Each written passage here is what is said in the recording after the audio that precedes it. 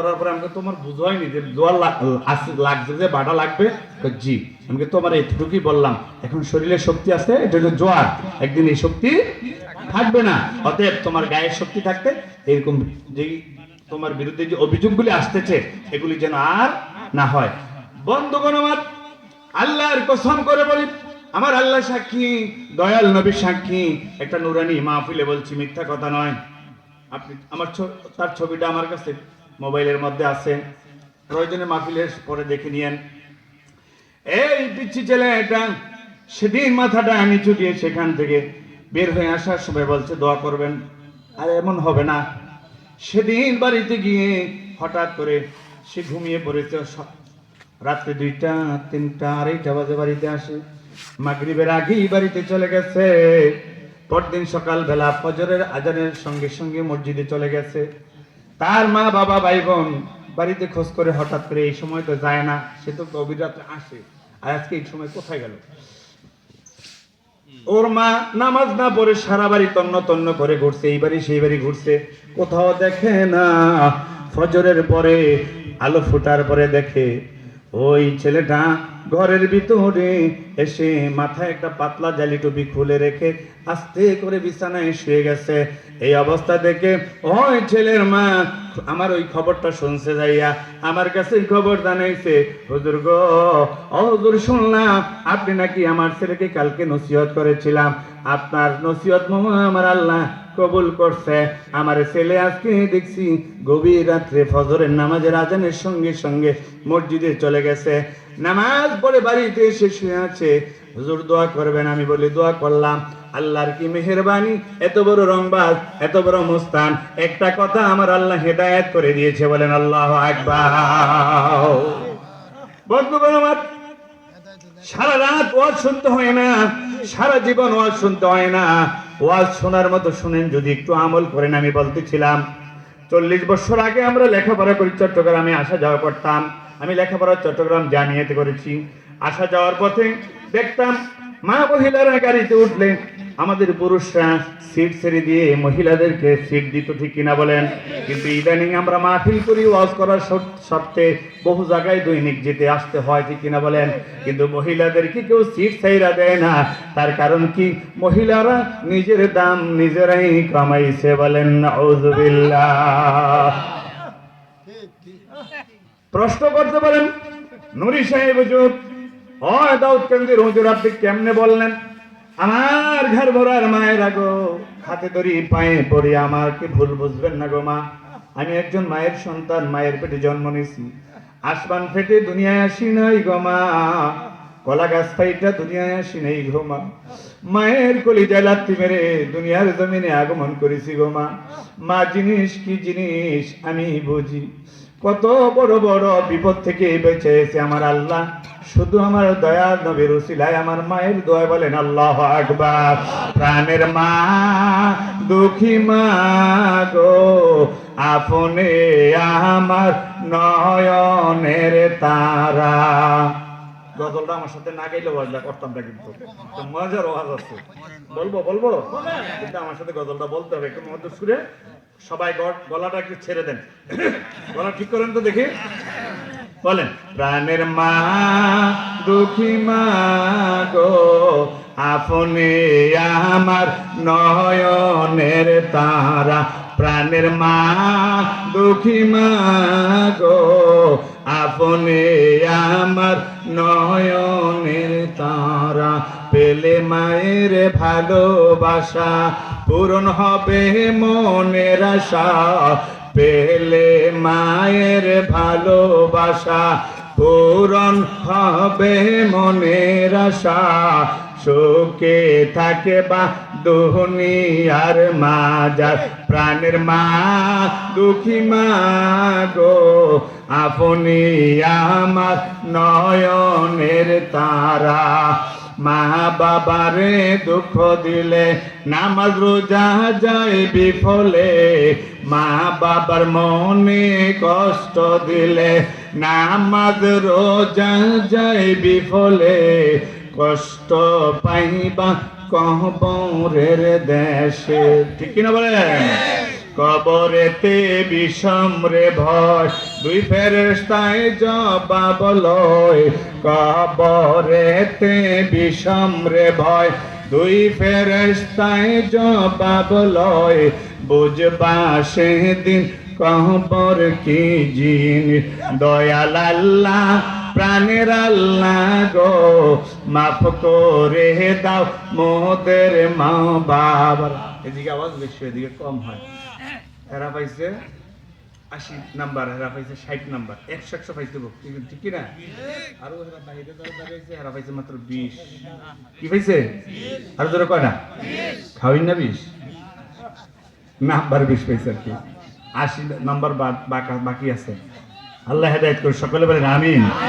প্রাণের আল্লাহ দয়াল আল্লাহ গো, দোয়া করেন। প্রাণের আল্লাহ দয়াল আল্লাহ গো, মাফ করে দাও মোদের মা বাবার। আল্লাহ তুমি দয়া করো, মা বাবাকে ক্ষমা করো।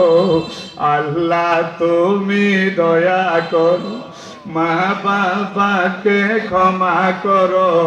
তুমি ছাড়া মাহবুদ কেহ না, দয়াল আল্লাহ প্রাণের আল্লাহ গো, মাফ করে দাও মোদের মা বাবারে। বলেন আল্লাহুম্মা আমিন।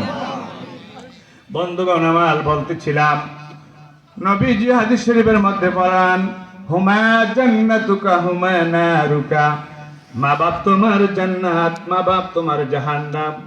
তিনি নবী বলেন, যার যেই সন্তানের মা বাবা সন্তানের উপরে রাজি এবং খুশি, কপালে লিখে রাখো তুমি জান্নাতি।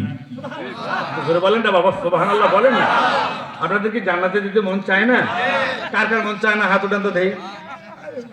বোঝে নেই 2-3 জনে উড়াইলেছে। এবার বলেন কার কার মন চায়? হাত উঠান তো। একটু নারায়ে তাকবীর দিবেন, যাতে বাহিরে যারা আছে সবাই আওয়াজ শুনে চলে আসে। নারায়ে তাকবীর দেন, নারায়ে তাকবীর দেন।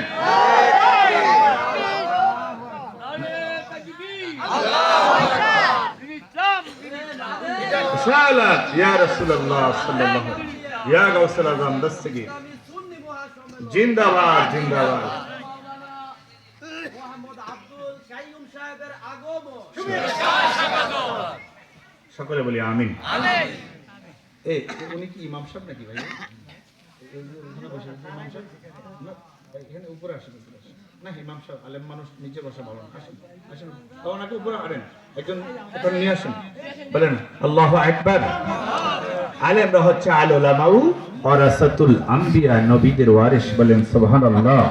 কি নবীর ওয়ারিস হয় তাদেরকে সম্মান করতে হয়, রেসপেক্ট করতে হয়, ঠিক না? বলেন দিনের নবী ফরমান, ওয়াজ চতুর্দিকে চলে যাচ্ছে আমার বন্ধুরা।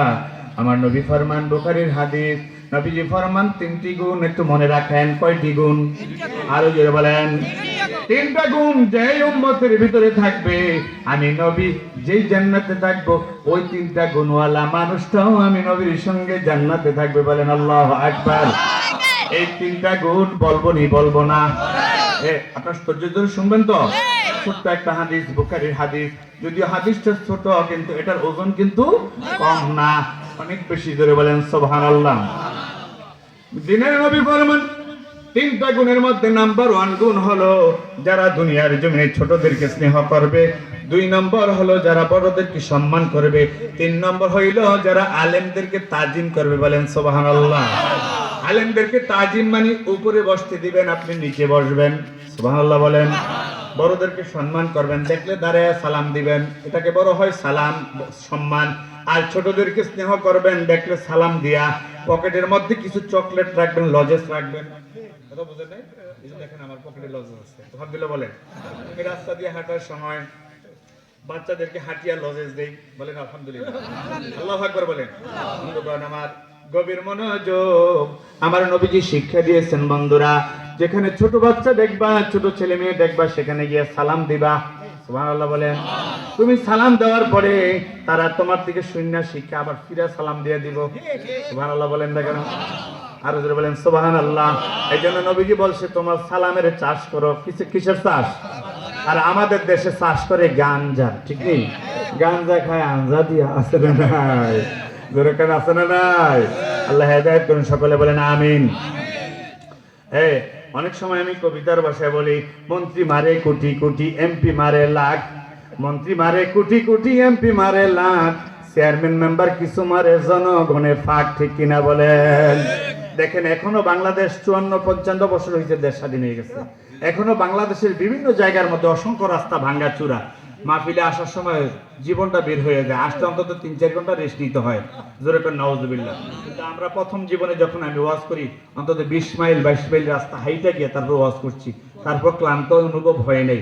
আর এখন রাস্তা দিয়ে আসলে মনে হয় যেন ফিডে ফাটাই 100 তুই নিয়ে দিছে রাস্তার মধ্যে। জোরে করে নাউজুবিল্লাহ। আমার দেশের সরকারগুলিকে হেদায়েত করুন, সকলে বলেন আমিন। বন্ধুগণ, আমার নবীজির হাদিসটা মনে আসেনি? হুজুর সাল্লাল্লাহু আলাইহি সাল্লাম বলেন, যার ভিতরে 3টা গুণ আছে আমার নবীর উম্মতের মধ্যে, 1 নম্বর হলো ছোটদেরকে স্নেহ করা, বড়দেরকে সম্মান করা, 2 নম্বর, 3 নম্বর হলো আলেমদেরকে তাজিম করা। সুবহানাল্লাহ বলেন। এই 3টা গুণ আমার উম্মতের যার ভিতরে থাকবে, খোদার কসম আমি নবী যে জান্নাতে থাকবো, আমার ওই উম্মত সেই জান্নাতে থাকবে। পাইলে নিরা লাই গো নবী, পাইলে নিরা লাই তোমায়, পাইলে নিরা লাই গো নবী, পাইলে নিরা তোমার 2 চরণে করব চুম্বন, চরণ তুলি মাগবো গায়, পাইলে নিরা লাই গো নবী, পাইলে নিরা, বলো পাইলে নিরা লাই গো নবী, পাইলে লা ইলাহা ইল্লাল্লাহু মুহাম্মাদুর রাসূলুল্লাহ সাল্লাল্লাহু আলাইহি সাল্লাম। হজ যাকাত যাই করেছ তুমি জাহান্নামী, জোরে জোরে বলেন নাউজুবিল্লাহ। এই জন্য মা বাবার খেদমত করার দরকার আছে না নাই? বন্ধুরা আমার, বলতেছিলাম গোরা কি জানি এটা, ঘাড়মুড়া এলাকার মা বোনেরা, আপনারা রাগ কইরে না, আমি কোনো মা বোনদের বিরুদ্ধে বলছি না, কিন্তু যারা বেপরদায় চলে, ইসলামী শরীয়ত মানে না, তাদেরকে কিছু নসিহত করে যাচ্ছি। এটা আমাদের ইমানি দায়িত্ব, ঠিক কিনা বলেন? এই যে মাহফিল দেওয়া হয়েছে, এখানে ড্যান্স করার জন্য, নাচ গান করার জন্য না, মানুষকে হেদায়েতের জন্য রুহের খোরাক দেওয়ার দরকার আছে না নয়? এই যে একটু আগে একটা আমলের কথা শুনলাম, কথাটা কিন্তু ছোট্ট, ওজন কিন্তু বেশি। 1 ভরি স্বর্ণের দাম 2,25,000 টাকা, 1 বস্তা আলুর দাম 1,500 টাকা। ঠিক কিনা বলেন? 1 বস্তা আলু আনতে আমার মতো লোকের 10 জন লোক লাগবে, আমার মতো লোক হইলে কি কোন, ঠিক কিনা? আর মনে করেন 1 ভরি স্বর্ণ যে কোনো ভাবেই দিতে পারবে, ঠিক কিনা বলেন? এই অল্প বোঝায় অনেক দর, আমল করব বেশি, কম আমল করব কম, সওয়াব পাবো বেশি। ধরে বলেন সুবহান। সেই আমলটা হতে হবে আমার নবীজির তরিকায়। বলেন আল্লাহু আকবার। বন্ধুগণ আমার, দিনের নবী ফরমান, একজন সাহাবী এসে ডাক দিয়ে বলে, সাইয়্যিদিনা ইয়া রাসূলুল্লাহ, সাইয়্যিদিনা ইয়া হাবিবাল্লাহ, হুজুর আমি কার খেদমত করব? তুমি মা, তোমার মায়ের খেদমত করবে, তারপরে কার খেদমত করব? তোমার মায়ের খেদমত, তারপরে কার খেদমত? হুজুর তোমার মায়ের খেদমত, তারপরে কার খেদমত? হুজুর বললেন তোমার বাবার খেদমত করবে। এই হাদিস চট্টগ্রামে দেখবেন বড় বড় আওয়ামী লীগ বিএনপির মিছিলের মধ্যে নামে, সামনে দিয়ে কয় বাচ্চার মতো বাঁচতে চাই, সমান সমান অধিকার চাই। বলেন নাউজুবিল্লাহ। আমি 40 বছর আগে দেখেছি মহিলাদেরকে দেখলে পুরুষেরা সিট দিয়েছে, এখন দেয় না কেন? সমান সমান অধিকার চাইছে এই জন্য, ঠিক না ভাই?